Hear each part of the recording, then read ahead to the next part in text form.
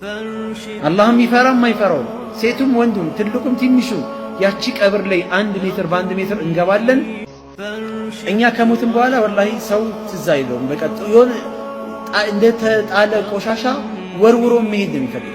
ቀብር ላይ የማናቀው ሀያት የማናቀው ሀገር አስገብተውን በአንድ ጎናችን ከዛ እላያችን ላይ አፈርጭ ነው ድረሱልኝ እንዲያድርጉኝ መጀን ማለት ምናምን ነገር አሟቱን ገይሩ አህያ። በዲኑ ላይ ጠንካራ ያልሆነ ሰው መረቡክ ተብሎ ሲጠየቅ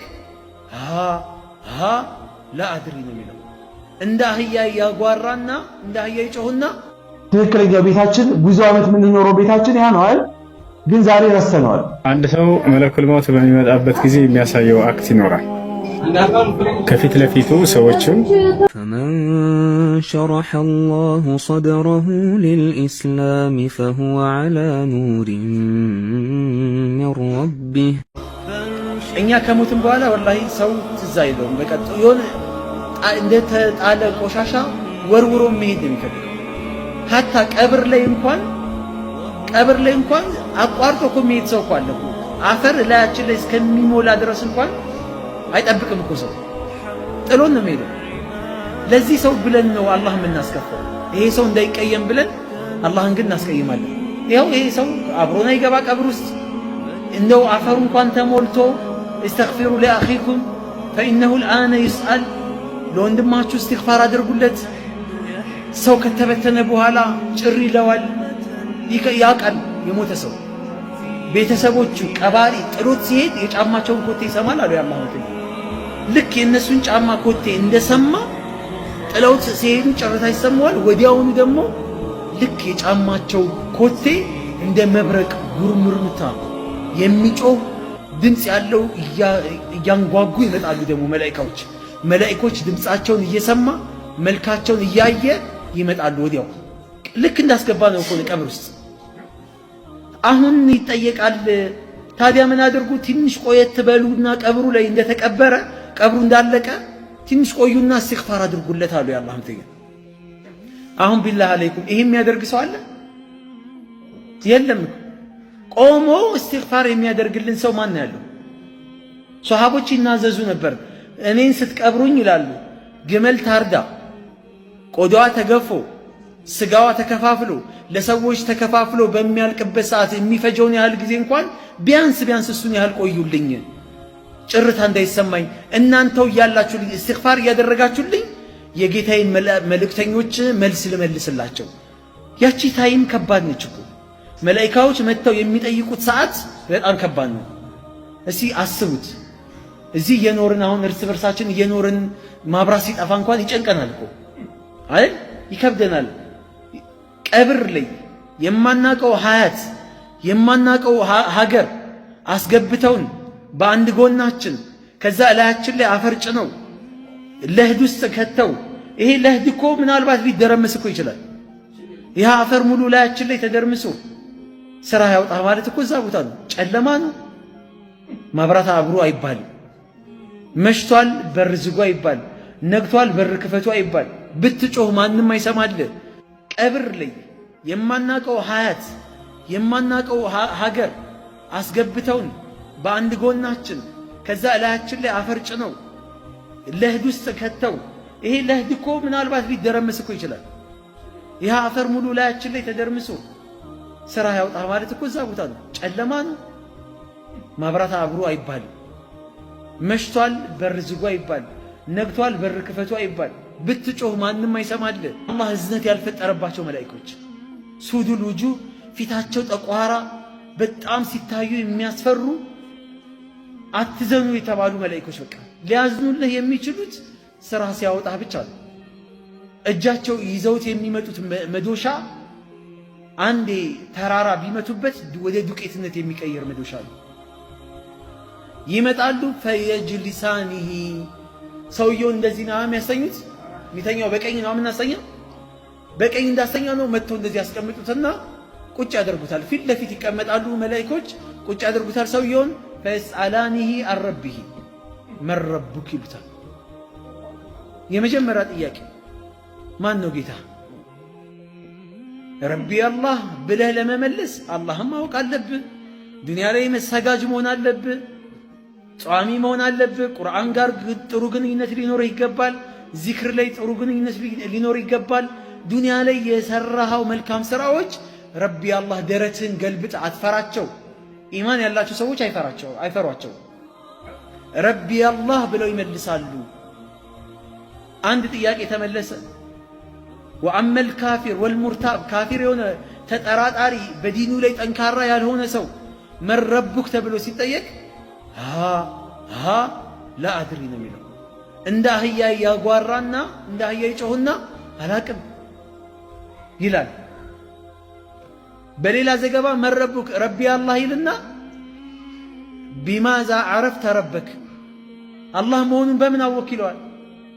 አላቅም ሰሚዕቱ ናሰ የቁሉነ ፈቁልቱ ሰዎች አላህ አላህ ሲሉ ሰማሁ እኔም አላህ አልኩኝ እንጂ አላህን አላቀውም። ምንነቱን ማንነቱን አላህን አያውቅም። አላህም ይፈራም አይፈራውም፣ ሴቱም ወንዱም ትልቁም ትንሹም። ያቺ ቀብር ላይ 1 ሜትር በ1 ሜትር እንገባለን፣ ይዘጋል፣ ይታሸግብናል። በጭቃ መርገውን አይደል ሄዱት፣ ይመረጋሉ፣ ይለሰናሉና ወዴትም አይሄድም። ሰው በቃ አይሸሽም። ስራ ያውጣ ማለት ያ የቀብር ሀያት በጣም ከባድ፣ በጣም ያስፈራ። እኔ በህይወቴ በቃ የምፈራው ነገር ቢኖር የዚህ የቀብር ህይወት። ያቺ ሀያትን አለፍናት ማለት አለፍነው በቃ። ከዛ በኋላ ምንም ያስጨንቅ ነገር የለም። ወላ ሲራጥ በሉት፣ ወላ መሕሸር አላህ ፊት መሰብሰብ በሉት፣ ባዶ ራቆት መቆም በሉት፣ ኪታብ በቀኝ እጄ ነው ይሰጠኝ በግራ እጄ። የቀብር ጉዳይን ያለፈ ሰው ሌላውን ነገር አያስፈራው። ለምን? እዚህ ጋር ፈተናውን ካለፈ ሌላውን ፈተና አልፏል። ሌላውን ፈተና የሚወድቅ ቢሆን ይህንን ፈተና አያልፍም ነበር። ዛሬ እኛ ለዚህ ቤታችን አንዘጋጅም። ከመሬት በላይ ላለው ቤታችን እንጨነቃለን፣ ከመሬት በታች ላለው ቤታችን ግን አንጨነቅም። ዛሬ አላህን ምን ያህል እናውቀዋለን? ለዚህ ቀን ምን ያህል ዝግጁ ሆነናል? ሰዎች ድንገተኛ ሞት እየሞቱ ነው። አጀላቸው ደርሶ እየሞቱ ነው። ታመው እየሞቱ ነው። በትንሽ እንቅፋት እየሞቱ ነው። በቃ ሞትክ ነው። ቀጥታ የምትገናኘው ከስራ ጋር ነው። ቂያማ ቆሞብሃል ማለት ነው። አንድ እድል ስጠኝ አላህ ወይ እንደው አንድ ቅጽበት እንኳን ስጠኝ፣ ሰከንድ እንኳን ስጠኝ እንለዋለን። አይሰጠንም አላህ። እድል አንዴ ነው ተሰጥቶናል፣ መጠቀም አልቻልንም፣ አለ ተበላን ማለት ነው። ስለዚህ ዛሬ ለኳስ፣ ዛሬ ለዘፈን፣ ዛሬ ለዱንያዊ ዓለማዊ ለሆኑ ነገሮች እንሯሯጣለን። ከስር እስከ መሰረቱ እናቃለን። ብንጠይቅ አይደል ምንም ነገር ማንም ሰው አይነግረንም። ስለ ኳስ ብንጠይቅ ማንም አብራርቶ ይነግረናል። ለማንም አብራርተን አብዙ ፈኢንሃ ትዘኪሩኩም አኺራ አኺራን ታስታውሳችኋለች። የረሳነውን አኺራ የሚያስታውሰን ቀብር ነው። እስቲ ነገ እሑድ ነው፣ ትርፍ ሰዓት አለን። ነገ ሄደን እስቲ ቀብር ዚያራ ብለን ነይተን አቅራቢያችን ላይ ያለ ቅርብ ቦታ ላይ ሰው መንጋጋት የሚያስፈልገው ብቻዬንም ቢሆን ልሂድና ትላንትና እነዚህ ሰዎች እንደኔ ነበሩ፣ ምኞታቸው ሳይሞላላቸው ነው የሞቱት። እንደኔው ማግባት ይፈልጉ ነበር፣ መውለድ ይፈልጉ ነበር፣ መኪና መግዛት ይፈልጉ ነበር፣ ህንፃ መስራት ይፈልጉ ነበር ምናምን አይደል? ብዙ ህልም ነበራቸው። ሞት መጥቶ በመሃል ላይ ቆረጣቸው። ትላንትና ቀባሪ ነበሩ እንደኔ። ሰውን ስንቱን ሸኝተዋሉ፣ ዛሬ ተሸኝተዋል። እነሱ ትላንትና እንደኔ ምኞት ብዙ ተስፋ ምናምን ነገር ነበራቸው። ያ ሁላ ነገር አሁን ምንም የለም፣ ተሟጧል። ኸይር ስራ መስራት አይችሉም፣ ለወንጀላቸው ተውበት ማድረግ አይችሉም። ባሉበት ሐል ከአላህ ጋር ተገናኝተዋል። ቂያማ ቆሙባቸዋል። ነገ ደግሞ የነሱ ተራኛ ነኝ እኔ። አሰላሙ አለይኩም አህለ ዲያር ሚነል ሙእሚኒን ወልሙስሊሚን አንቱም ሰለፉና ወነህኑ ቢልአሰር ወኢና ኢንሻአላሁ ቢኩም ላሂቁን አስአሉላህ ሊ ወለኩም አልዓፊያ እየተባለ ዱዓ እየተደረገ ይገባል። የእናንተ ተከታዮች ነን፣ ቀደማችሁን እንጂ እኛም ተራችንን ነው የምንጠብቀው። ነገ የእናንተ እዚህ ቦታ ላይ ቤታችን ነው። ነገ ትክክለኛው ቤታችን ብዙ ዓመት የምንኖረው ቤታችን ያ ነው አይደል? ግን ዛሬ ረስተነዋል።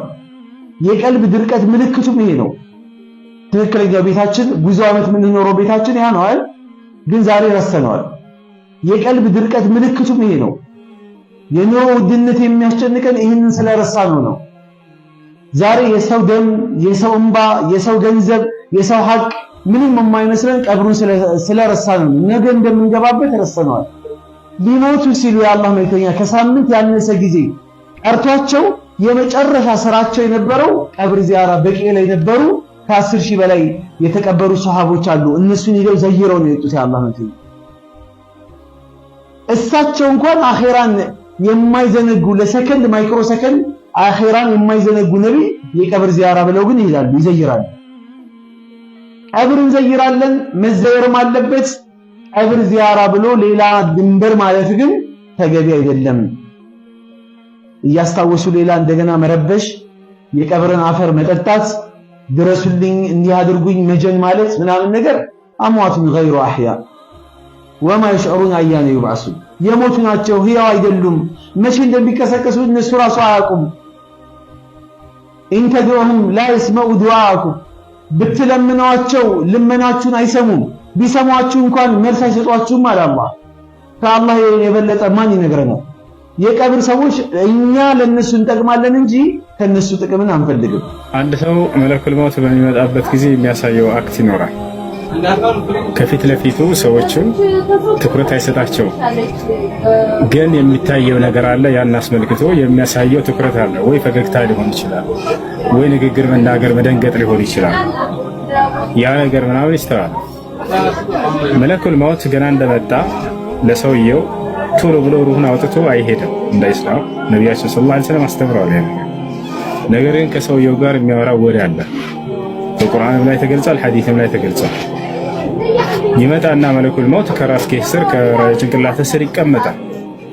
ሁለት መላእክቶች ደግሞ የእርሱ የመለኩል ሞት አጋዦች ራቅ ብለው ይቀመጣሉ። ለአይኑ እይታ ያያቸዋል። እነርሱ አጠገቡ ቤተሰቦቹ ያለቅሳሉ፣ ምን ይላሉ፣ ይጮሃሉ፣ መድኃኒት ያቀርባሉ፣ ምን ይላሉ። ግን እርሱ የዛኔ መላእክቶችን ነው የሚያየው። ከእነሱ ውጭ ለሌላ ለማንም ትኩረት አይኖረውም።